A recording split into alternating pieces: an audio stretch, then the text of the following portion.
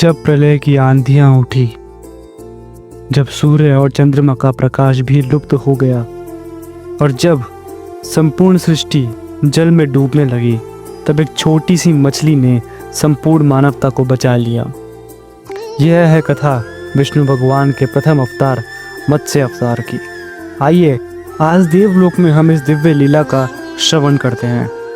सनातन धर्म के शास्त्रों में कहा गया है, यदा यदा हि धर्मस्य ग्लानिर्भवति भारत अभ्युत्थानम अधर्मस्य तदात्मानं सृजाम्यहम्। अर्थात जब जब धर्म की हानि होती है और अधर्म का उत्थान होता है, तब तब भगवान स्वयं अवतार धारण करते हैं। पुराणों के अनुसार विष्णु भगवान के 24 अवतार माने जाते हैं। इनमें से सबसे पहला और अद्भुत अवतार है मत्स्य अवतार।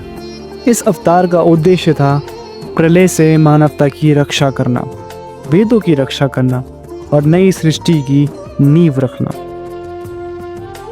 सतयुग का समय था जब सत्यव्रत मनु नामक राजा तपस्या कर रहे थे। वे अत्यंत धर्मनिष्ठ, दयालु और सत्य के मार्ग पर चलने वाले थे। एक दिन जब मनु अपने कमंडलों से जल भर रहे थे, तो उनके हाथों में एक छोटी सी मछली आ गई। वह मछली कांप रही थी और करुणा से बोली, हे राजन, मुझे बचाइए, बड़ी बड़ी मछलियाँ मुझे खा जाएंगी। मनु का हृदय भर गया दया से। उन्होंने उस मछली को अपने जल पात्र में रख लिया। परंतु कुछ ही दिनों में वह मछली बड़ी होने लगी। पहले जल पात्र छोटा पड़ गया, फिर बड़ा घड़ा छोटा पड़ गया, फिर एक सरोवर भी छोटा पड़ गया और अंत में पूरा समुद्र भी उस मछली के लिए पर्याप्त नहीं हो पाया। तब मनु ने समझा, ये कोई साधारण मछली नहीं है, ये तो स्वयं विष्णु भगवान का रूप है। मछली ने अपना दिव्य रूप धारण किया। उस रूप में भगवान शंख, चक्र, गदा और पद्म से अलंकृत थे। भगवान बोले, हे मनु, शीघ्र ही एक जल प्रलय आने वाला है, जिसमें संपूर्ण सृष्टि जल में डूब जाएगी।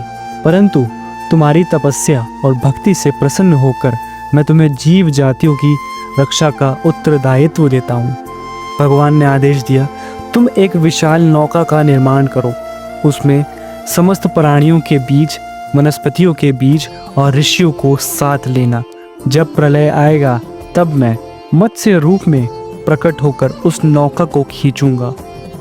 और फिर आरंभ हुआ महाप्रलय। आकाश से वर्षा की धारा नहीं, अपितु सागर के सागर बरसने लगे। वायु रुक गई, सूर्य और चंद्रमा अंधकार में विलीन हो गए। धरती का प्रत्येक कोना जल में डूब गया। मनु ने अपने बनाए हुए नौका में ऋषियों और जीव बीजों को बिठा दिया। तभी विष्णु भगवान मत्स्य रूप में प्रकट हुए। एक विशाल मत्स्य जिसका शरीर तेजों में प्रकाश से दमक रहा था। भगवान ने उस नौका को अपने साथ बांध लिया। वे नौका को अनंत जल राशि से खींचते चले गए। पीछे शेषनाग भी समुद्र को तैरते हुए साथ आ रहे थे। इस प्रकार प्रलयकालीन जल के बीज भी मनु और ऋषि सुरक्षित रहे। जीवन के बीज और धर्म के बीज संरक्षित रहे। प्रलय काल के समय में एक दैत्य ने वेदों को चुरा लिया था, किंतु विष्णु भगवान मत्स्य रूप में उस दैत्य से युद्ध करके वेदों को पुनः प्राप्त कर लाए। यदि वेद ना रहते तो धर्म और ज्ञान कैसे सुरक्षित रहते। इस प्रकार भगवान ने ज्ञान और धर्म की रक्षा की। भक्तों, मत्स्य अवतार हमें क्या सिखाता है? जल प्रलय अधर्म और अज्ञान का प्रतीक है। नौका धर्म और ज्ञान का सहारा है।